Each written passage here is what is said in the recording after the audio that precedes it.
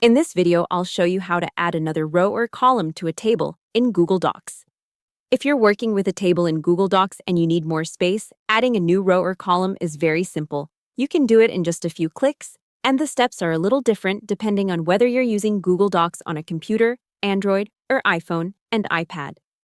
Google's current help pages show that desktop uses the right-click menu, while mobile uses small add buttons directly on the table.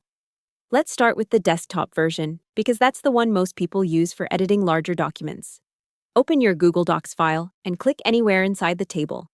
Then move to the cell next to where you want the new row or column to appear. Right-click that cell and a menu will open.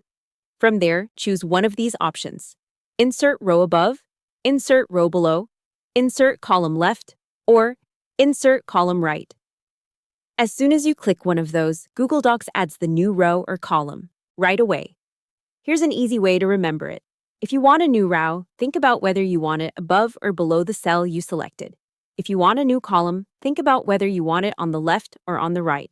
So the position of your click matters because Google Docs uses the selected cell as the reference point for where the new table space should go. That makes it easier to place the new row or column exactly where you need it. Now let's look at mobile. On Android, open your document and tap the table.